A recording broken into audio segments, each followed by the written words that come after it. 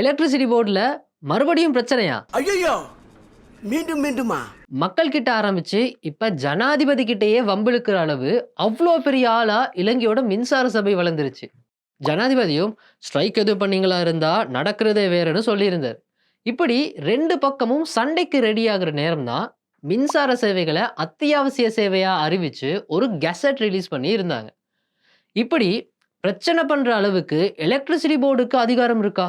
அதாவது இதை ரிஃபார்ம் பண்ணணும்னு சொல்ற நேரம்லாம் இல்ல இல்ல இதெல்லாம் அரசாங்கம் தான் நடத்தணும், வெளியே யாருக்கும் கொடுக்க கூடாது, அப்படி கொடுத்தா ஸ்ட்ரைக் பண்ணுவோம்னு சொல்லி ஒரு ஜனாதிபதி கிட்டேயே பிரச்சனை இழுக்கிறாங்கன்னு சொன்னா அந்த இடத்துல ஒரு மொனோபொலி, ஒரு ஏகாதிகாரம் உருவாகி இருக்குன்னு அர்த்தம்.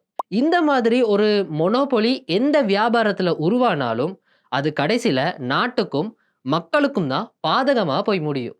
இதனால தான் இப்படி மொனோபொலி இருக்கிற அரசாங்கம் நடத்துகிற வியாபாரங்களை கண்டிப்பாக மறுசீரமைக்கணும்னு அடிக்கடி சொல்லுறோங்கிறது அட்வொகாட்டா வீடியோஸ் பார்க்குற உங்களுக்கு தெரிஞ்சிருக்கும். இப்படி சொன்னோன்னே அப்போ ப்ரைவேட் கம்பெனிஸ் கிட்டேயே எல்லாத்தையும் தூக்கி கொடுத்துட சொல்கிறீங்களான்னு கேட்டால் இல்லை, அரசாங்கமும் இதில் இருக்கணும், ஆனால் ப்ரைவேட் கம்பெனியும் இதில் இருக்கணும். ஆனால் அரசாங்கம் பிஸ்னஸ் பண்ணுற வேலைகளை செய்யக்கூடாதுங்கிறது தான் எங்களோட கருத்தாக இருந்துச்சு. ஏன்னா அப்படி வேலை செய்ய ஆரம்பிச்சா அது இந்த மாதிரி தான் போய் முடியும். இப்போ மக்களே இதுக்கு கொந்தளிக்க ஆரம்பிச்சிருக்காங்க.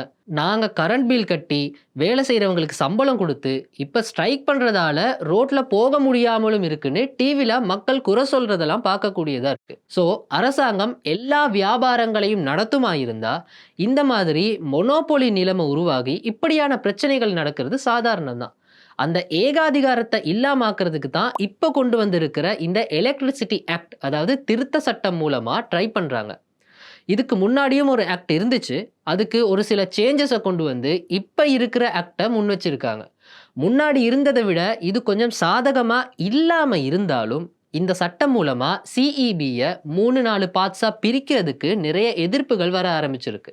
அதே நேரம் நியூஸ் பேப்பர்ஸை பார்த்துருந்தா உங்களுக்கு தெரிஞ்சிருக்கும், மறுபடியும் ஒரு தடவை 6.8% கரண்ட் பில்லை கூட்ட போகிறதா சில நியூஸ்களும் வந்துருந்துச்சு. ஏன்னா கரண்ட் பில்லை கூட்டாமல் அந்த பிஸ்னஸை நடத்த முடியாததால். வழக்கமாக அரசாங்கம் பிஸ்னஸ் பண்ணுற எல்லா நேரமும் இந்த மாதிரி ஒரு மொனோபோலி உருவாகுது. அது மூலமாக விலையை கூட்டி அங்கே வேலை செய்கிறவங்களுக்கு சேலரி, போனஸ், ஓட்டின்னு தங்களுக்குள்ளேயே பிரிச்சுக்குவாங்க. கேட்டால் மொத்த செலவில் வேலை செய்கிறவங்களுக்கு கொடுக்குறதெல்லாம் ஒரு கொஞ்சம் அமௌண்ட் தான், அவ்வளோ காசு இல்லை, பெர்சன்டேஜ் எடுத்தாலும் ஒரு சின்ன அளவு தான் போகுதுன்னு சொல்லுவாங்க. ஆனால் அந்த சின்ன அமௌண்ட்னால இன்எஃபிஷியன்சி பில்ட் ஆகி மற்ற செலவுகளும் சேர்ந்தோன்னே ஒவ்வொரு காலாண்டிலையும் 6%, 7%ன்னு விலை கூட்ட வேண்டிய நிலைமை உருவாகுது. விலையை குறைக்கிறதா இருந்தாலும் நாட்டோட காலநிலையை பொறுத்து தான் குறைக்கிறாங்க. கொண்டு வரப்போற புது சட்டத்தில் 6.8% கரண்ட் பில்லை கூட்ட போறதோட ஒரு பிரச்சனை உருவாகுது. உண்மையை பார்த்தா இந்த புது சட்டத்தை தான் சிஇபியில் வேலை செய்கிறவங்களும் எதுக்குறாங்க. அப்படி என்ன இதனால சிக்கல் உருவாகுதுன்னா, இந்த சட்டத்தை இப்படியே கொண்டு வந்தாலும் அதுக்கான மூலதனத்தை தேடுறதுல ஒரு கஷ்டம் இருக்கு.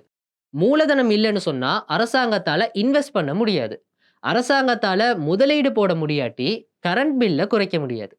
அதனால தான் இதுக்கு பிரைவேட் இன்வெஸ்ட்மெண்ட் கொண்டு வரணும்னு நாங்கள் வலியுறுத்தி கொண்டே இருக்கோம். ஏன்னா தனியார் மூலதனங்கள் லாபமாக இருக்கு. அப்போ பிரைவேட் இன்வெஸ்ட்மெண்ட் கொண்டு வந்தால் அவங்க அதுக்கு செப்பரேட்டாக வட்டி கேட்பாங்க தானேன்னு கேட்டால் ஆமாம் கேட்பாங்க. ஆனால் அரசாங்கத்தோட கிரெடிட் ரேட்டிங்ஸ் குறைவாக இருக்கிறதால அவங்களுக்கு வேற இடங்களில் கடன் வாங்கவும் முடியாது, அதோட வட்டியும் அதிகமாக இருக்கும்.